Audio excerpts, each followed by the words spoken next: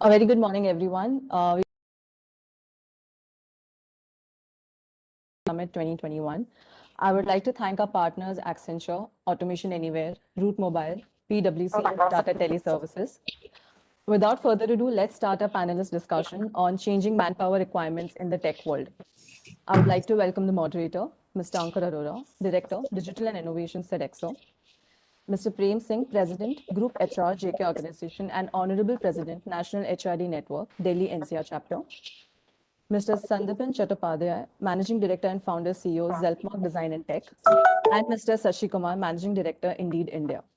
I would request all the delegates to keep posting the questions in the chat box, and we'll address all of them towards the end of the session. Over to you, Mr. Ankur. Thank you. Thanks for the warm welcome, and thanks for having us. I think IMI has done a great job putting together this transformation summit, and I've really enjoyed various discussions, and glad to have a distinct panel with me here to drive some discussion on the topic of changing manpower requirements. Because, as we all know, for any transformation, people and your talent is the key to drive any kind of transformation in the organization. And it is not just it's not just the tools and the technologies that you bring in, and not the business model, but the people lies at the center of the whole transformation. So maybe I'll just quickly set the context of the topic, and then I'll invite my colleagues here for comments on how they are experiencing the changing manpower requirement in the tech world in their respective organization. I think the panel here is quite diverse, and we have different organizations ranging from Indeed to JK Organization.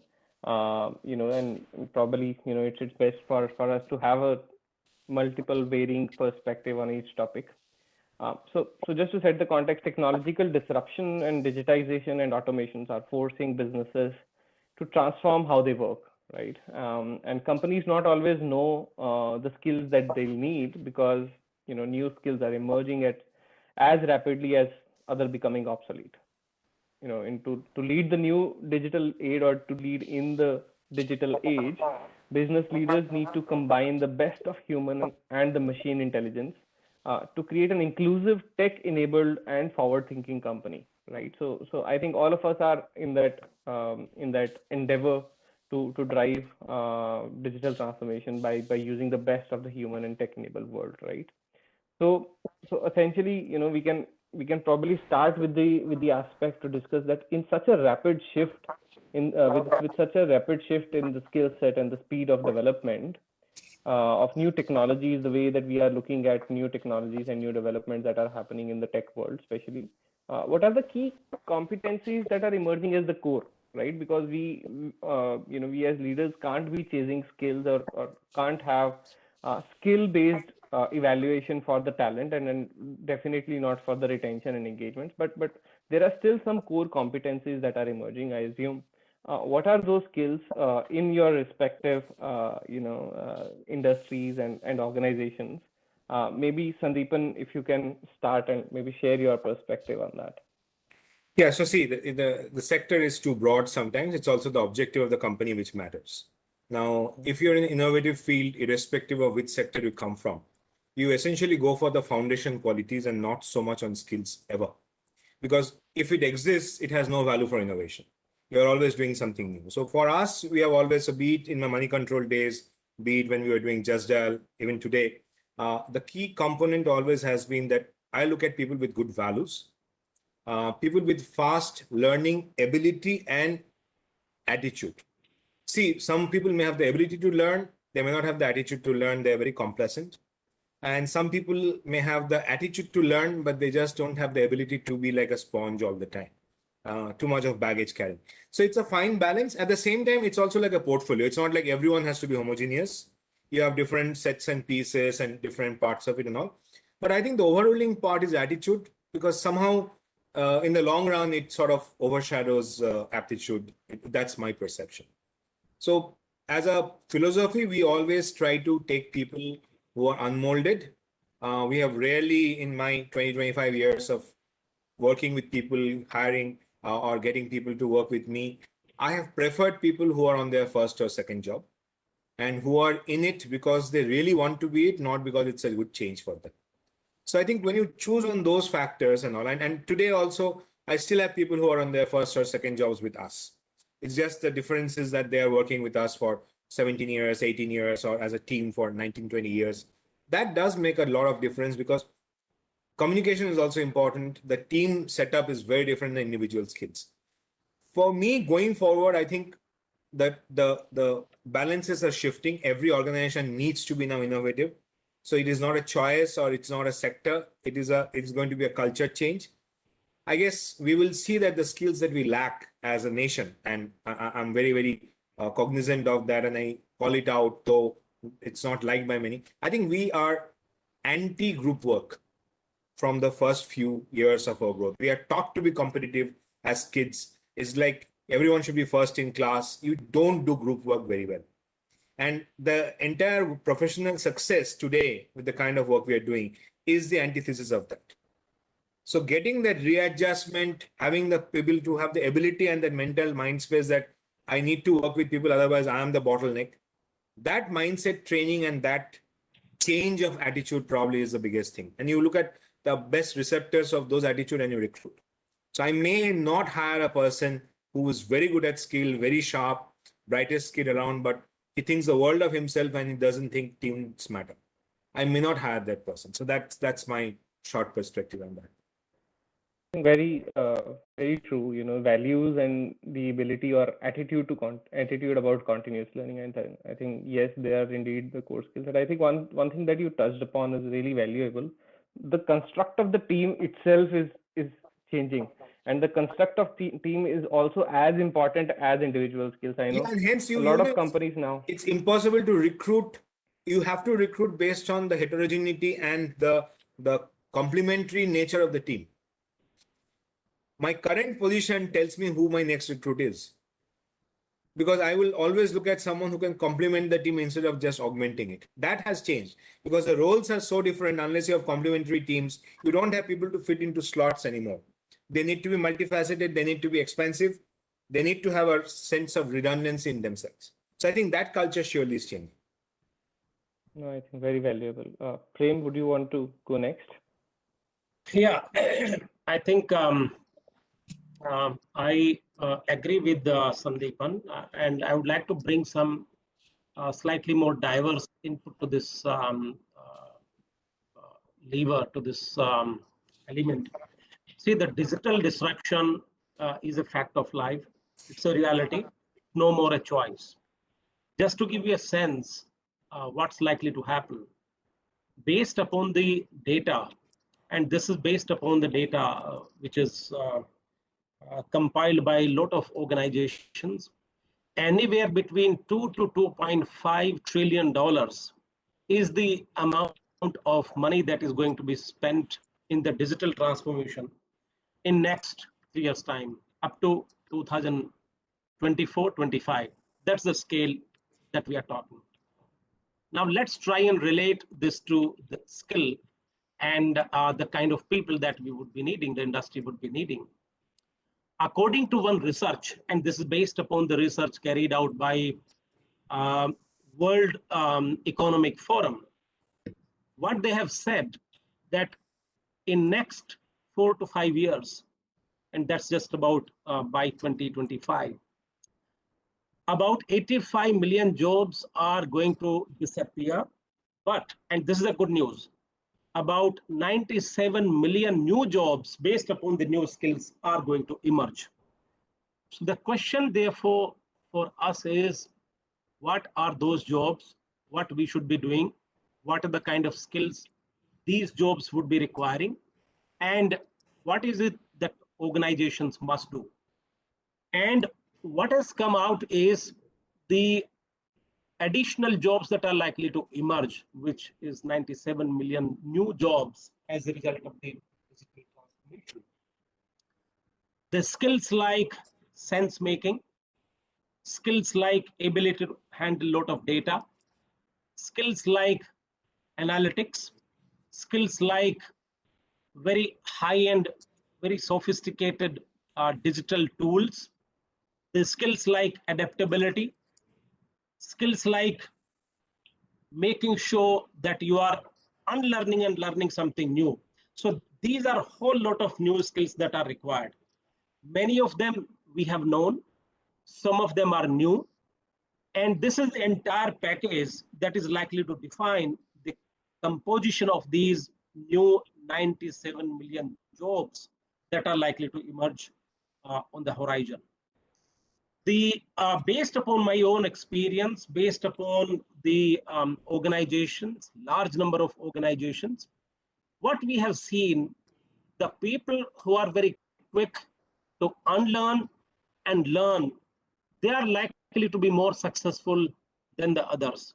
That's number one. Number two, people who have a can-do attitude, people who don't get limited because of immediate hurdle, that could be because of lack of knowledge or lack of skill or for whatever reason.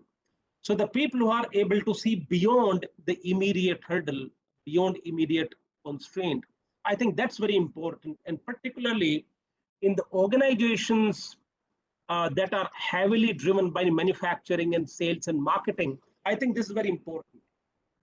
So the people who are able to see, who are able to look beyond a immediate constraint, who has a very strong can-do attitude. And by the way, our experience has been that those people who have a strong, positive can-do attitude, they are also very quick to unlearn and learn. And they are very quick to adapt to a new environment. Therefore, that mental agility, to my mind, is very important. By the way, there was a research carried out by Deloitte recently in which this particular item was identified to be the number one skill in the future. And this is the opportunity that we have. Another data point said that only about 19% of organizations are ready to be able to reskill and adapt their large number of employees to the new reality. Therefore, that's a big set of opportunity that we have, very quickly ramping up from the current set of skill to the new set of skills, and that's got to be done very, very quickly. Time is running out, and as I said, digital transformation is not a choice anymore. It's a reality, and those organizations which embrace it quickly would have created a little bit of a competitive edge for themselves. So therefore, to sum it up, a very good combination of the soft skills and also tech-enabled skills or tech skills. That's how I would sum it up. Thank you. Yeah, I think a very good perspective, and of course, sense making and such softer skills are playing more and more role as the hard skills, so to say, keep on churning. The technology keeps on changing, and you cannot judge somebody on a particular skill of technology, right? So I think, Shashi, you are probably an organization which is on the beneficiary side of this huge churn of the jobs, but at the same time, it is very difficult for the organization, to experience this massive shift from one set of skills to other.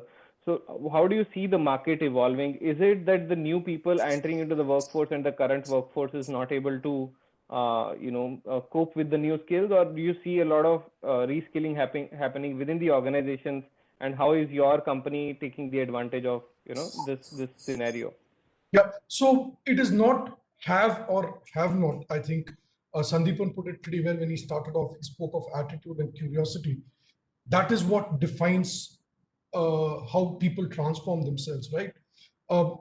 Speaking from a point of view of business, even as late as 2019, when you looked at companies that did business with other businesses, which sold to other businesses, B2B, they would have these neat compartments: IT companies, non-IT companies. Now, the biggest transformation that's going to happen is this line is going to get blurred. If companies, whichever sector they are in, whatever they do, if they need to survive, they need to become IT companies. So the framework of what underlines how you do business will be technology. And that will, in a way, lead to the kind of transformation of the kind of people that they hire. To give you a small example, even before the pandemic set in, you had the banking and financial sector rapidly undergoing that change. And in the last 1 year, we've seen that grow further. Today, even a person who's selling vegetables in a push cart accepts payment digitally. Now, will banks therefore continue to hire the same kind of people that they were hiring in the past? Or will this kind of people they need to hire change? Obviously, it will change. And this will not just impact the fact that they say, okay, I will set up this tech unit where I'll have all my tech people, and then I'm going to have this place where I've got all my finance brains, my chartered accountants, and these will be two neat separate worlds. That's not going to happen. You will have an intermingling.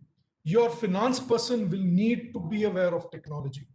Your customer support person will need to be aware of technology. That is where the future is going.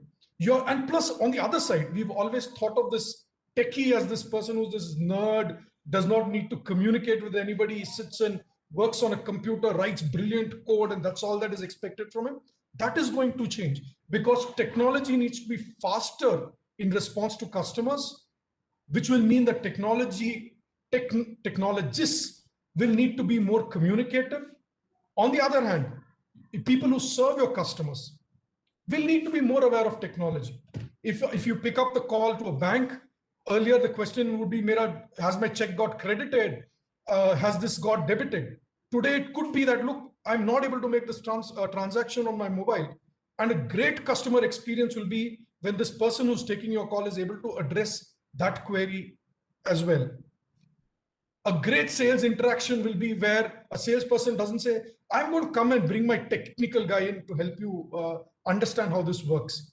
The sales guy is going to be able to provide some context on how technology is going to work. So that is the big transformation that's going to happen. Does this mean that we are going to jettison skills that have been available till today and look for a new set of skills? No. We are going to look at the existing workforce evolving. You need to be a great salesperson if you've been in sales for long, but you need to have the ability to learn a bit of technology to make yourself better. So the two things that matter are attitude and curiosity. Never saying that, okay, I'm 43 years old, I've done 20 years of work, I am the king, I know everything that is there to me. That is a sure sign that you're going to get obsolete. You, at every stage of your career, need to keep evolving. Business is evolving. If you're in mid-career, think back of how you were doing your job 15 or 16 years back and how that has evolved. A lot of us have picked it up on the job, but is that enough? If we have to be relevant for tomorrow, do we need to get into some amount of formal learning? That's a question all of us need to ask to be relevant as we move into this digital world. I think very valuable inputs, Shashi, and definitely organization will need to, figure out a way how to transform their existing workforce, because the whole churn of workforce is not going to happen, and the transformation has to come from within, and the people needs to be empowered to learn new skills within the organization, and that's how the transformation is possible. Very, very true. I think one key aspect that I think all of you touched upon a little bit in terms of varied skills and the new emerging skills, but what is happening, I assume, is that with the new skills coming into play, the whole engagement model in which the cycle of recruitment and the cycle of retention has been changing, right? So the whole model in which the organization used to employ the workforce is changing. With this remote working coming into play, people are working from anywhere. People are not really, and I come from, industry more predominantly from manufacturing industry, and now I'm in a service industry. But I know, people really wanted to be on roles of the organizations, but which is not the case anymore with the newer workforce that is coming into play. They are saying, okay, I can work for you, I can give you X number of hours, but I can do more.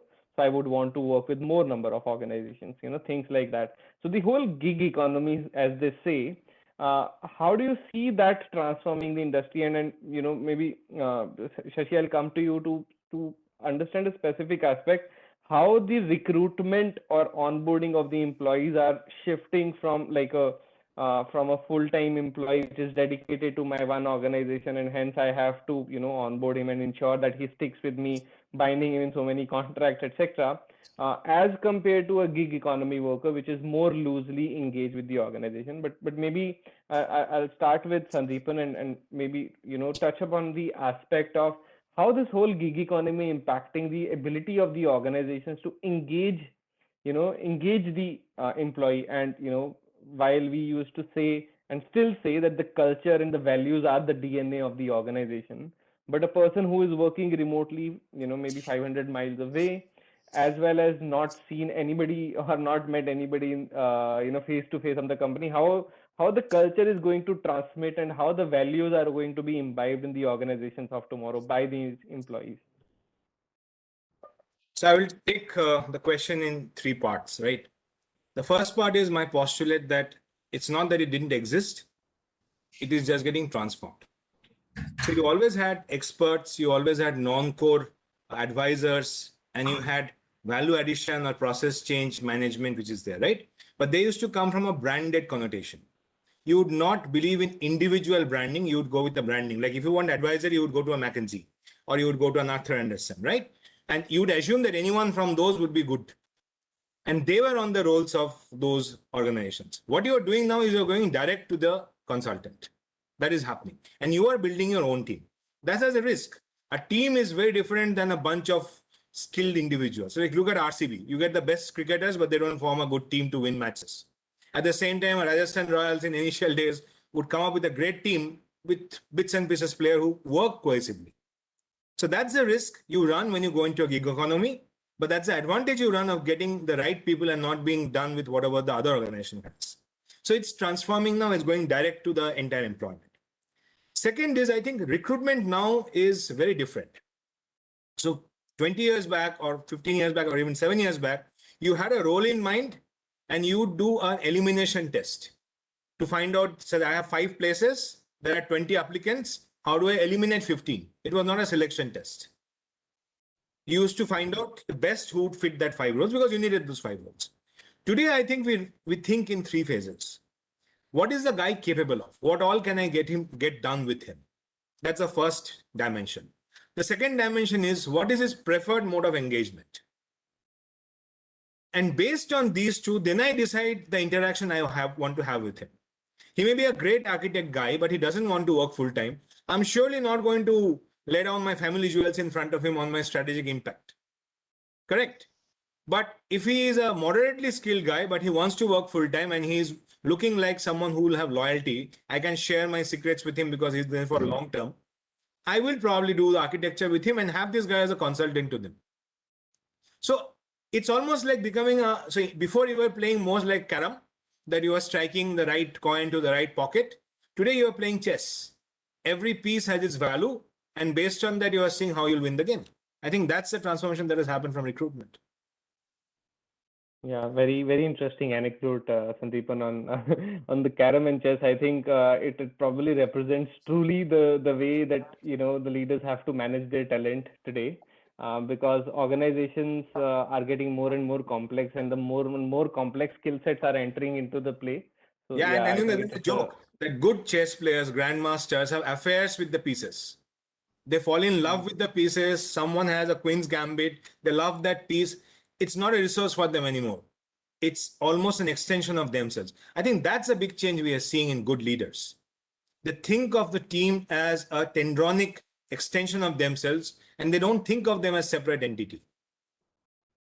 Yeah, I think very true. So very interesting aspect, and maybe I'll come to Prem just to ask, maybe from a national HRD ministry, what are the various interventions that see from a government standpoint or public body standpoint in general. One of course is to upskill from a point of view of the at a large country level, what skill, how are we bringing new skills, but also from this whole gig economy, how are we equipped from monitoring and ensuring that the talent is getting leveraged in this economy, and in a way that I want to say that nobody has the upper hand over the other, and it's really a level playing field for the employees and the employers, because in the past people have been wanting permanent jobs because there was a job security involved and because there is a long term commitment from both parties. When there is slightly a lack of commitment from both sides. It's a very lose-lose situation for some, while it's a win-win situation could be for some in other scenarios. So what are the interventions that you see in the market with respect to that? Okay. So interesting one. Ankur, let me just take a step back and give you a slightly historical perspective. See, about 20-25 years ago, and in fact, even 10-15 years ago, you went to campus, recruited a mechanical engineer or instrumentation engineer or an MBA or whatever, and sales, marketing, or finance or HR. And that particular person will continue to grow in that particular domain, right? Entry into the same domain, retirement from the same domain. Very structured, well laid out, and the entire career progression path was in a way structured in a manner that you will continue to grow in the same domain, or at best you could add some dimensions and become a full-fledged business manager and retire as a P&L head or business leader. Now, it's very unlikely that the same will hold true. I'm not ruling out that this will not happen. This will happen for sure, but not to that extent. Probably 30% of the cases, but not certainly in 90% of the cases. Now, if this is going to happen in 30% of the cases, what happens to 70% of the cases, right? This is my take. Typically, what you are going to see now in future is somebody would join you as a sales and marketing expert. He will transition into a creative head. Later on, he will do some kind of a training in data science or analytics. He will become a data scientist or analytics head, right? After a while, he will say that, look, this is something which I have done. I don't like to do it anymore. A new skill will emerge. And since this person is slightly more agile mentally, a quick learner, and therefore he will transition into something else. Probably he will end up retiring as a music expert, as a musician, as a singer. And those are the realities. We have seen many of them, right? So let's look at this whole journey. What is really guiding us? Two things. Number one, the personal mental learning agility. That's a hardcore skill this person is demonstrating. Number one. Number two, adaptability with the environment, what the environment is going to offer. So this brings me to a very fundamental question.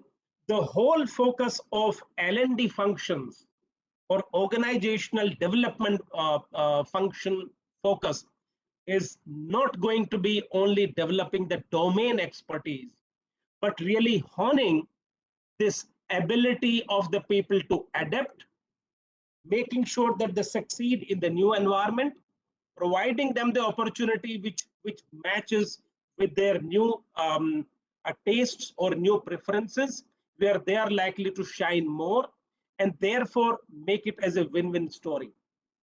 That's trend number one, which is likely to be emerging.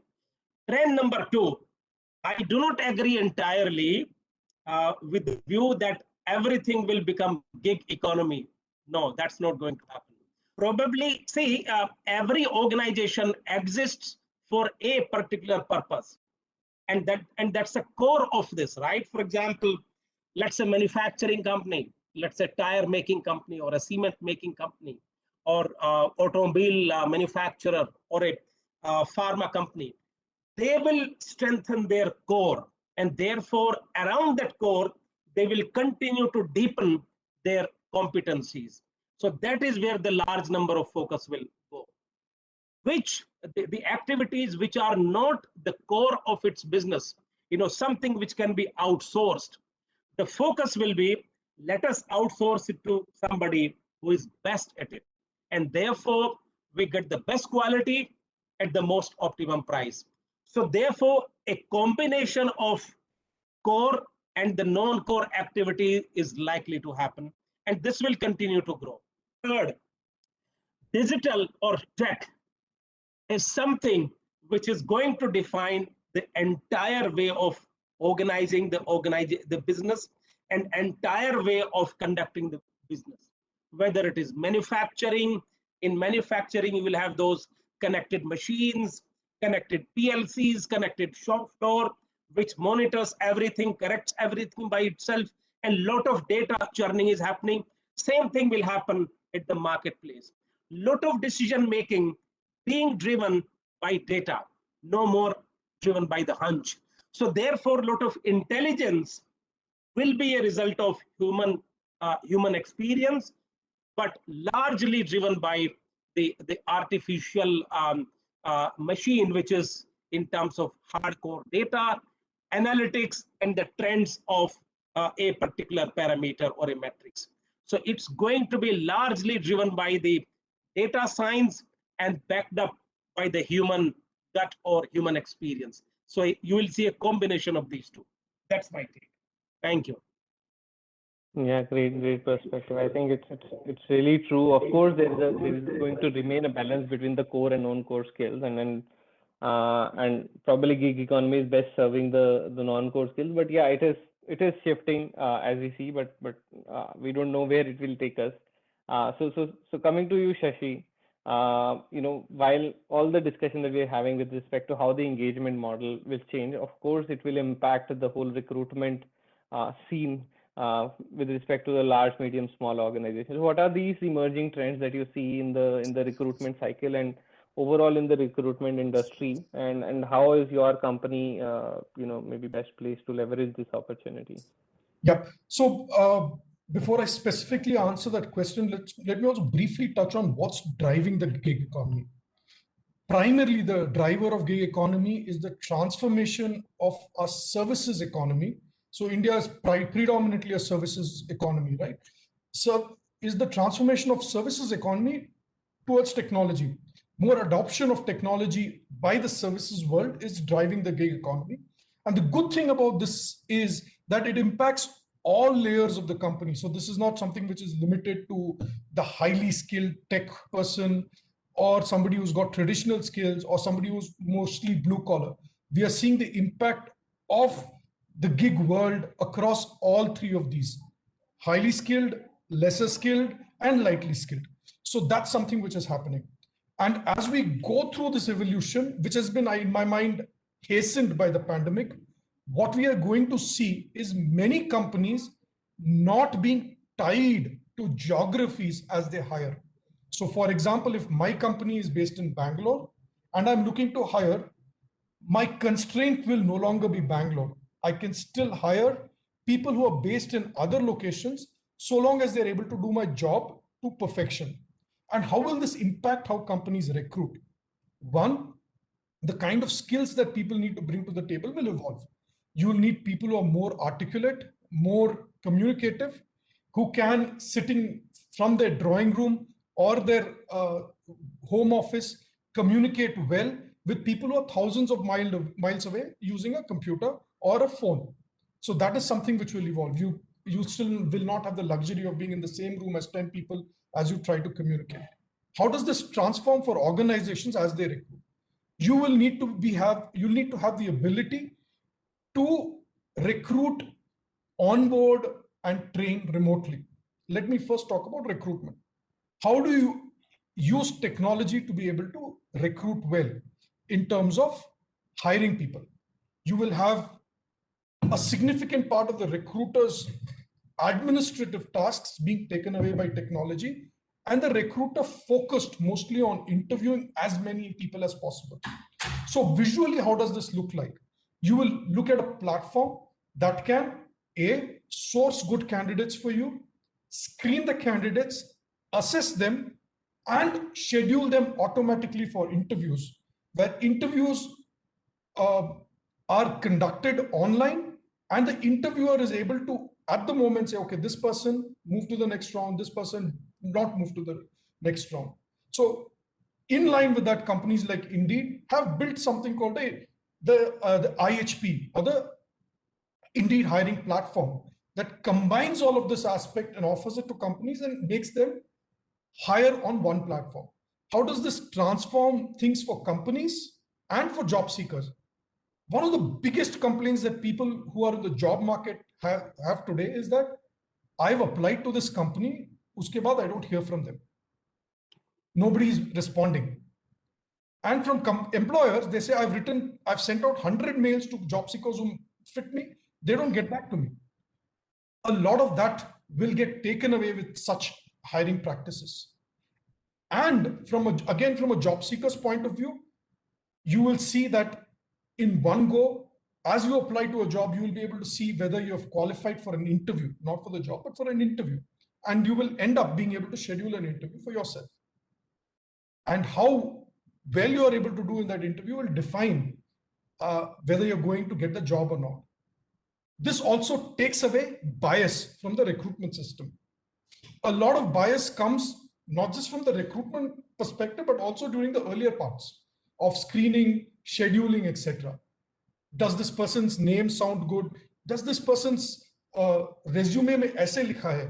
So maybe that's not the right kind of candidate. These are biases that come into the recruitment system. A lot, if not all, a significant part of those biases will be removed as we automate this process. And this automation will be required as companies hire gig workers, hire workers who are based in different locations. So what will be important from a job seeker's point of view? One, the ability to work remotely. Do I have a great internet connection? That's something which will be apparent when they do video interviews.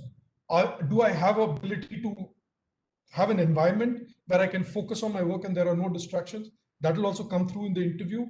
Am I able to communicate my ideas well as I go through the interview process? That is also something which will come up pretty well. So broadly, I think this is how the recruitment world will be shaped. And this gig phenomenon, as I said, will be massive, and it'll be phenomenally driven by services companies digitizing fast. We are already seeing it in banking. We are already seeing it in restaurant and food business. We are already seeing it in how companies move goods from one place to another. We are already seeing it in transport. For example, today, I don't need to start a transport company with 100 trucks. I can start an app, engage people who own their own trucks. They drive the trucks from 6 a.m. to maybe 12 p.m. in the afternoon, and then they want to do something differently. So this transformation, which is aided by the digitization, will define how companies function. And this transformation will also define how companies recruit. Yeah, I think very valuable. And of course, working remotely or ability to work remotely probably is one of the core competency that is emerging because of the world that we now live in. But very valuable inputs, Shashi. Maybe another aspect that I wanted to really pick up, and it's probably a very a complex aspect of this whole new transformation. But just to quickly touch upon.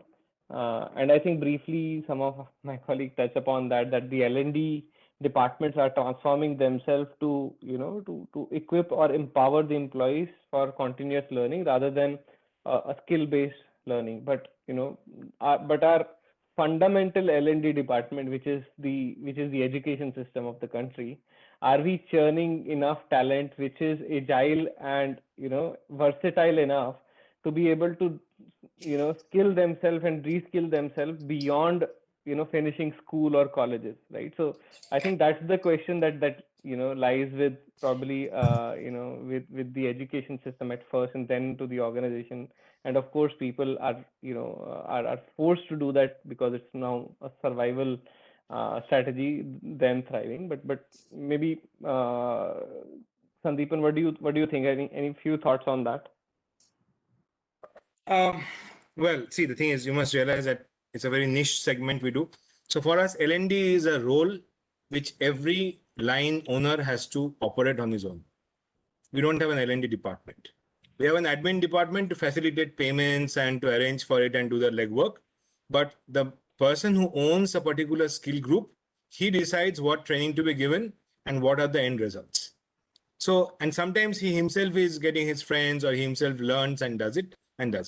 The second part is what we have seen to be more effective is a kind of a network learning method. When you set up a competency head, maybe the youngest member of the group, he picks up a skill and he teaches even his seniors. So that way, the deep integration of senior, because rank-less, experience-less, skill-based groups are very difficult to set in Indian mindset. The fact is, it's very difficult for a 32-year-old guy to accept that a 24-year-old guy is a genius who can actually teach him stuff. So giving the avenues for that young genius to exploit and show his skills is very important. And nothing succeeds like actual hands-on stuff.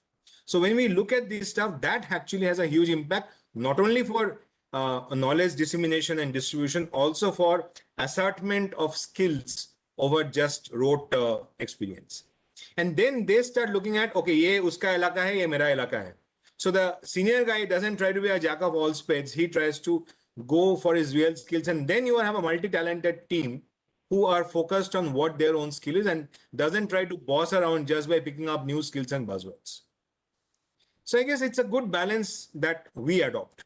Going forward, I think that is important. Now, as you were saying, we call it CPD, which is continual professional development. And that is something which we believe should come from a culture of redundancy. So what we teach everyone coming into Zelpmoc is you have two objectives: to make your boss redundant and to train people who can make you redundant. And if you do that, you will essentially pick up new skills. It is not skill driven, it's more of function driven. And what is your core objective? Because the simple logic is, if you're a growing company, you make the person above you redundant, that person has space to look for new areas and the growth comes. And as you grow, there's no vacuum created because there are others immediately bubbling up to look at those new roles, and you already have experiential handover and not a kind of an out of sight placement. So they do it because they know they're out of organization placement and all is not going to be so important, because everyone will want the culture inheritance to be absorbed as far as possible. It's only when you're not able to fill that gap do you look for outside. So I guess it's a balance of not just the objective to learn, it's also objective of where you're going, what you want to do. And finally, culture should not be set in stone. Culture should be the working norms of the 10 percentile of the most productive people in a company. If it is top driven, culture could actually be the killing factor. I may be wrong, though I founded the company.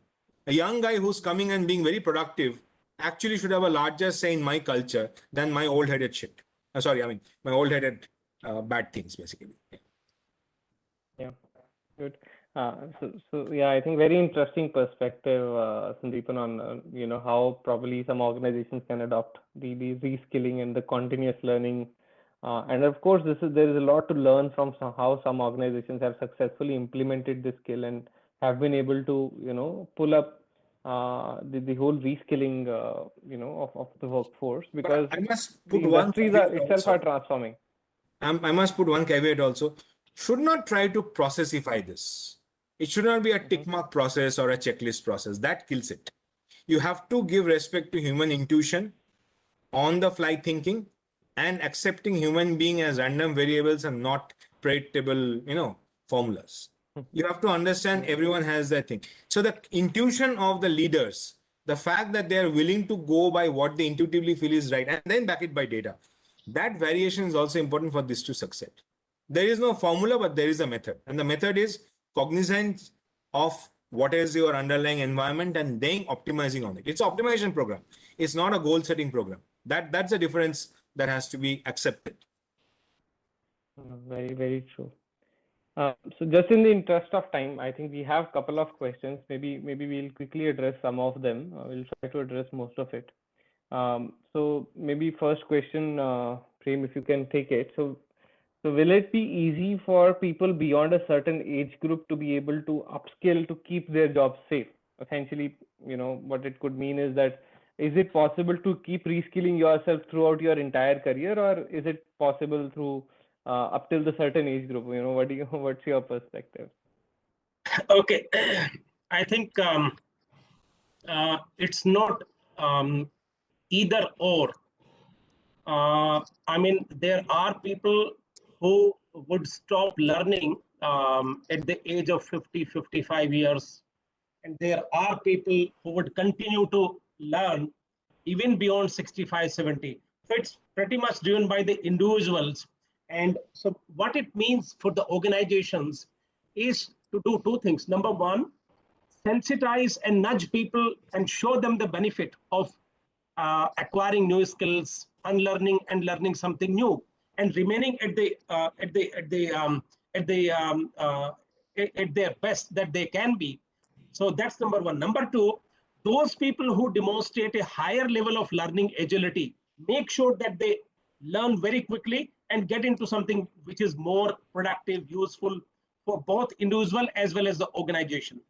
Having said this, I think we have to accept the reality that not everyone will be able to learn everything. So therefore, organizations have to be very discerning and have to be very calibrated in their approach, and not trying to make sure that everybody is supposed to be learning. No, that will not really happen, because not everybody can learn everything. So it has to be an extremely customized and calibrated approach. And that's how I look at it. Thank you. Yeah, very, very true. Yet another question, if I pick up, Shashi, maybe if you can address it. In recent times, we've seen skill of coding, promoted massively. How do you think employees from non-coding background should prepare themselves for the future and keep themselves upskilled? So I think really it's the line between IT and non-IT and coding and non-coding. So maybe you can address that. Yeah. So IT is not equal to coding. So so let's get that distinction right. This is going to be it's not a generic thing, but it's very specific to different companies. In your job, in your industry, if you're a salesperson or a customer success person or a finance person, to what extent do you need to be adapting technology will depend on the organization rather than a generic, or will depend either on the organization or B on the industry, which will define what level of integration you need with technology. So will people need to upskill to be more technologically sound? Yes. Will it mean that every single person must sit and write code? Maybe not. But that skill will need to come up. Your understanding of technology and how technology works is something that everybody will need to get through. Great. So last question, maybe we can address, Sandeepan, you can touch upon it. And it's a tricky one a little bit. Do you see future where there is a possibility that technology advancement might replace or reduce manpower, or is it going to augment manpower? I would go the other way around and say that's obviously something we want to happen.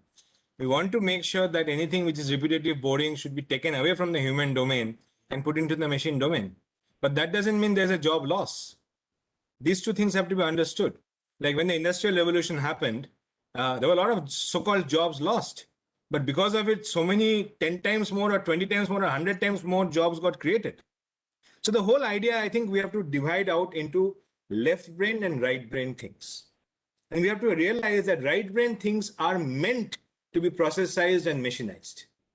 And the whole idea is that the right brain stuff should be taken away from the human domain. So the human domain can keep on focusing on the left brain stuff and then going on aggressing and sort of going on improving on the humanity aspect of it for continual development. Now, this, on the other hand, also means that everyone should be very clear what value they are adding. If they are not adding any value, but doing a road job, they are going to be redundant, either by a cheaper resource, which is always the case, and the cheapest resource is a machine. That has to be, it has always been the case. Now, I would want to touch about one thing also. We are calling it gig economy because now it is entering our, cultured part of it. But which gig economy did not exist? You had the construction workers who are migrant workers working on daily wage. That's a height of gig economy, which was co-located. Out of co-located, you had these karigars for your textile industry. You used to go to Banaras to get a particular thing done. They were gig economy. They were working on a piecemeal method. So it has always existed. Technology is making sure that someone's network of knowledge of those people does not become a means for them to earn the money. So what used to happen is the gig economy used to happen, but the contractor used to keep 20% of the earnings of the whole group, and the daily laborer would end up getting 80% of your expense. You are trying to eliminate that redundant middle layer by making sure the communication and the inefficiency of control of resources is there. That is what gig economy really means. It has always existed. from time immemorial. So let's not fancy ourselves that we are inventing something. We cannot. We only discover and try to offer solutions. Same thing is true about this entire perspective of technology advancement. See, that middle level is getting redundant because of technology advancement, because they were not really adding any value. That is going to happen recursively for everything. So again, all these things are symptoms of that. Do I need to learn coding? No, you don't. No one needs to learn coding. You need to learn logical thinking. Some part of the logical thinking needs to understand a little bit of coding. Coding is nothing but logical thinking. Languages will keep on changing. In 5 years, there'll be a no-code interfaces which experts will use. Because whatever can be done optimally by us redundantly, the machine can try 10,000 lines of code to see which combination works best. There is no way a human can do on this part. But what a human can do is the intuitive breakthroughs. That which algorithm will be better? What is the end interface? What will be more humanly acceptable? What will be more practical? Those are the domains of that part, which is what your data science and all are trying to get into. Replacement of human intuition. At the end of the day, we have to remember software is nothing but the best of us for the rest of us. And each of us have a best to give. The classic example is a guy who wrote Photoshop had no idea of art. Maybe he will draw a completely bullshit scenario. But it is his work based on an artist's impression, and they are working like a jugalbandi to create amazing work for you and me to enjoy. That is the future of work. And unless we understand that humility and the audacity of what we can do, I think we will only get into ourselves into silos and get ourselves locked out from potential. Very, very valuable. Thanks, Sandeepan, for that input. So I think we are up with our time. We had a great discussion. I learned a lot, and I really had a good time. Over to the host. Yes. Thank you all the speakers for this such an exciting session, and it's so relatable for all of us sitting at home right now. Thank you once again, everyone. Thank you to all the delegates for joining in and putting such interesting questions so that the discussion could be enlightened again.